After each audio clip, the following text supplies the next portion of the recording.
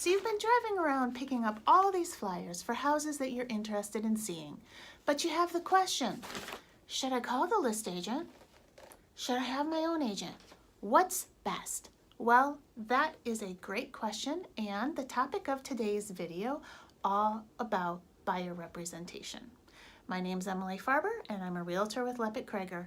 Today, we are going to answer your questions about buyer representation. Before you call an agent to let you into a house, it would behoove you to think about who they are representing. So what happens if you call up the listing agent and say, hey, I'm interested in this property, can you show it to me? And that agent says, sure, I'd be happy to. Well, it all seems fine and dandy, but if you think about it a little further, it's important to realize the implications.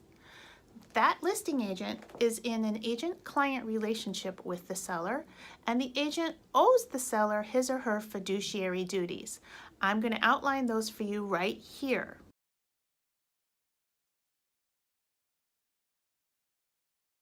As a result of those fiduciary duties, when that agent shows you the property and you gush on and on about how much you love it and how it's just the perfect location for you and how you just got a new job and blah, blah, blah, all of the things that people say when they're trying to make small talk and they're not thinking about what's coming out of their mouth, those are all things that the agent could be obligated to tell the seller. Those are all things that could negatively impact your negotiating power down the road. Now, what if you love the house so much that the next day you come back and you say, hey, I've decided I really want to write an offer on it. Can we write an offer right now? That agent will say, well, certainly, I'm happy to help you with that. Do you have an agent? And you're going to say, no. And that agent will say, well, I can help you. Would you like me to help you? It feels like a natural progression. That agent will be entering a state called dual agency, where he or she is representing both sides of the transaction. Now, in order for that to happen, both sides, buying side and selling side, need to agree to it. There are a handful of states where dual agency is illegal. Iowa is not one of them. Now, most agents are more than willing to be in the state of dual agency because, full disclosure, we get both sides of the paycheck instead of having to split the commission. However, as a buyer, there are some inherent risks when your agent is in a state of dual agency. Now, I'm not going to lie to you, dual agency happens all the time, and for many people, they're perfectly satisfied and get to the closing table and everything ends happily for all parties involved.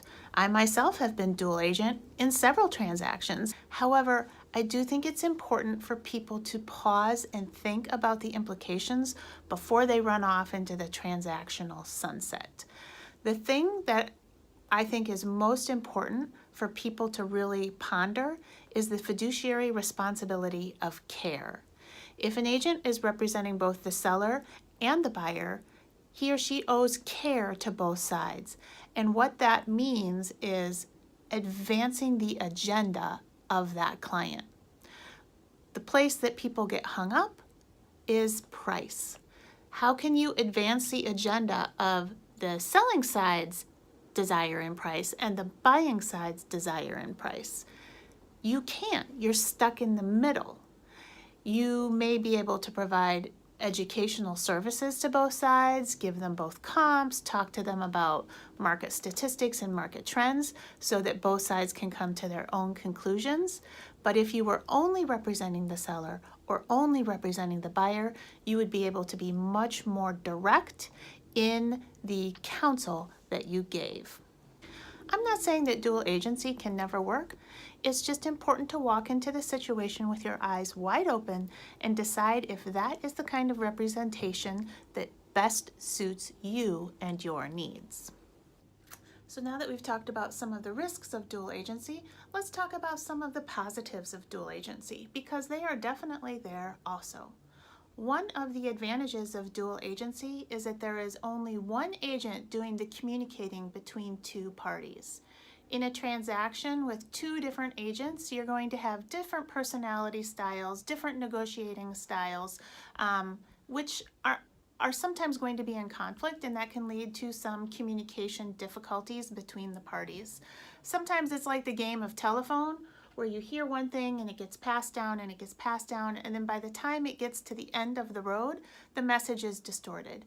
When you only have one agent communicating between both sides, chances are highly likely that the message to both parties will be very clear. Another advantage of dual agency is that nobody knows that property better than the agent who is listing it. Another benefit of dual agency is that that agent has the ability to work the commission. If both sides are getting close to coming to agreement, but they aren't quite there, that agent has the ability to decide to offer up some of his or her commission in order to bring the parties together. If there were two separate agents working the transaction, that likely would not happen.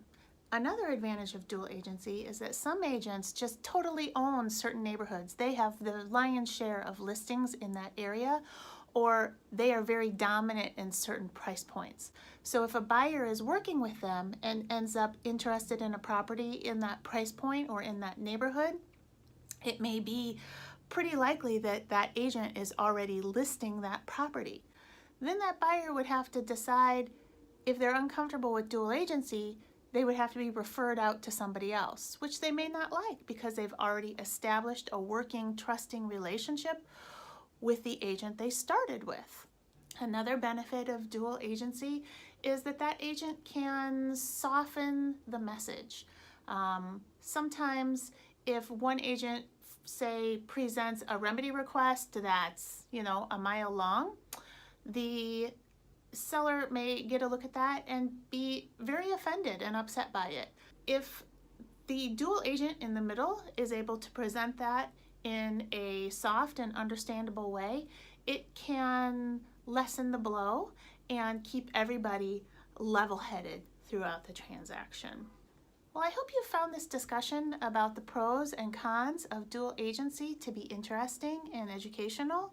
If you have, give me a thumbs up. I really appreciate it. If you haven't already subscribed, please consider doing so. You can hit that bell icon down below, and that way you will be sure to get notified of any new videos that I put onto my channel.